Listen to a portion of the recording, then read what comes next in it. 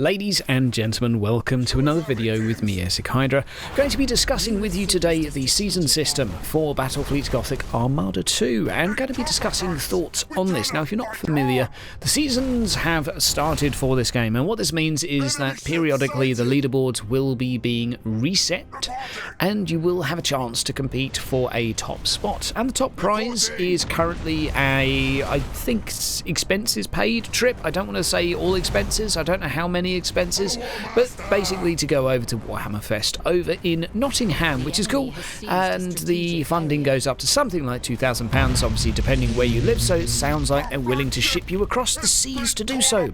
Now, for the rest of us that probably won't aim for that top spot, there is the hopes of presumably getting some avatars and pictures. We don't really know what else. As far as I'm aware, there hasn't been a big play of what the other rewards are. Now, this is what we are faced with, and if you're not familiar with the leaderboard system, you basically have a rank per faction, not an overall rank, but a rank per faction.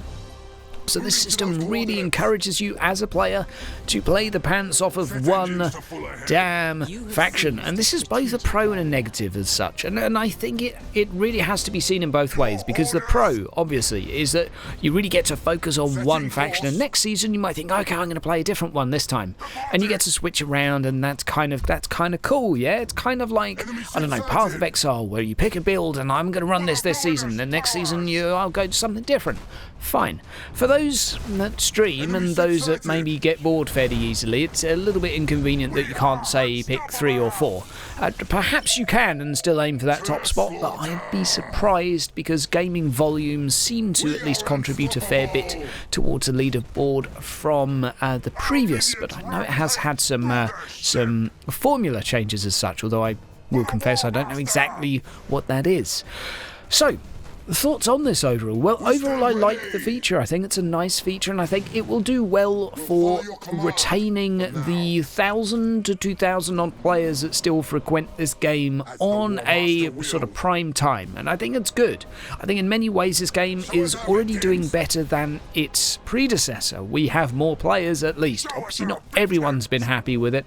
Some people didn't get what they want. Yes, fair enough. Some people still don't like the objectives. Fine. But it has more players after a couple of months from launch, so that's something to at least clap your hands over. Now, will it do a lot to bring in new players? Well, I'd say there's obviously still new people coming into the game, because I'm still getting messages on a semi-regular basis of Hydra, I just got the game and thanks and such, so I at least know that there are new people joining. That is good.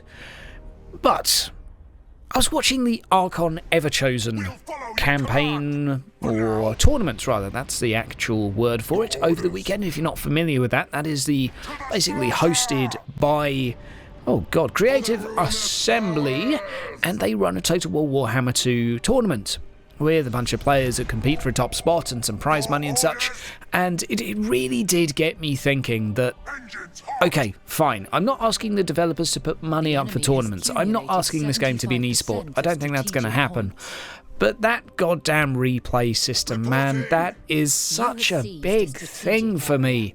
I can't help but feel that having some tournaments in this game, community run, like, I'll do it, give it to me, I will gladly cast other people playing all weekend long, most weekends, if not all of them. It would be great fun to do. It would be really good. It would be interesting content, and you don't have to put up with me trying to multitask and playing and barely talking to a chat. Instead, maybe even I could go through old replays where I'm not playing like a potato, talk to you guys and discuss the gameplay while it's happening. But instead, currently the only option for advertising this game in terms of social media and other sort of YouTube and all of this stuff is basically live streams and making videos. And I have to say, the pull that you get from these sorts of tournaments, even the community run ones, there is a massive community for Total War Warhammer 2, and obviously it's a huge game, it's got loads of content, it's a great game, don't take anything away from it, but that community's been allowed to develop around this feature. This feature is almost central to it. So this video is basically partly a please, please, please. I know it's hard to make, and I know it's probably not easy, and your physics engine's probably not going to do very well with it, and you don't have the feature already, but at least a spectate mode or something. I really think that the season is a really good first step. I really do. But I would love to see this game maintain this community and even build on it. It's quite rare that you see a game post-launch when 90% of the players have dropped off and gone off to something else. It's quite rare that that player base then starts creeping up and creeping up and creeping up, and it can happen. It can happen. Will it happen? We shall have to wait and see, but still loving the game, enjoying the seasons, looking forward to seeing what ends up at the top. Currently Orcs are doing rather well, but hey ho, there you go. Guys, have yourself a great day, and I'll see you around. Take care. You have seized.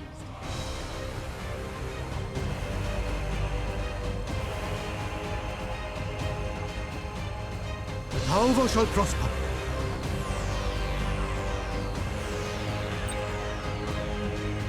Barracuda shoals launched.